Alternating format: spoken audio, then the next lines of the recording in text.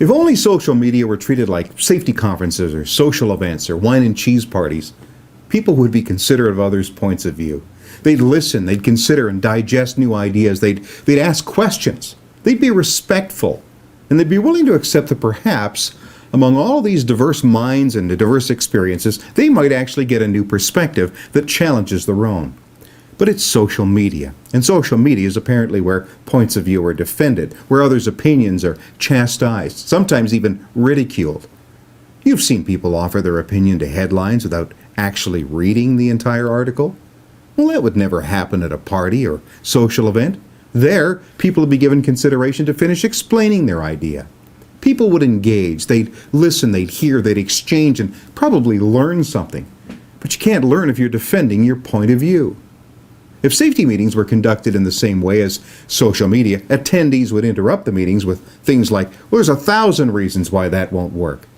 But that doesn't happen because you can see my face and I can see yours. When we're face to face, there's respect.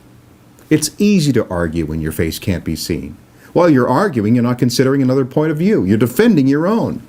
See, shooting down one person's imperfect safety ideas in favor of your own imperfect safety ideas, well, that still gets you the same results.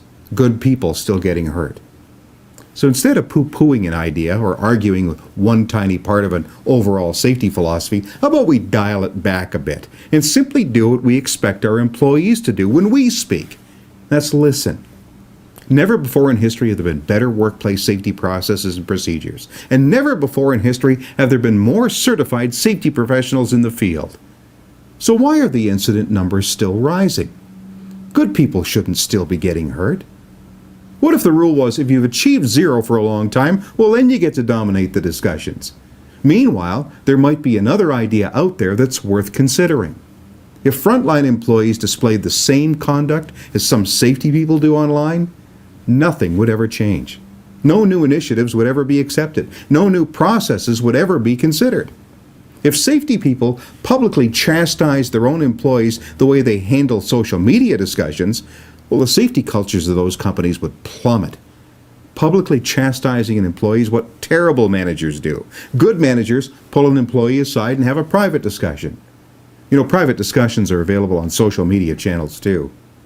Now, the interesting thing is that you may work for a private company, but you have a public profile. People, including potential employers and clients, can see what you've written. How you handle a blogger is a pretty glaring example of how you're likely to handle employees or customers. Having strong opinions, well, that's one thing. Being inconsiderate, that's another. And everyone has the right to argue.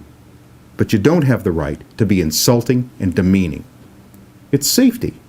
So how about we do it this way? You have the right to tell others they're wrong when you're at zero. Until then, it's all unproven. But it gets better when we work together and not tear each other down.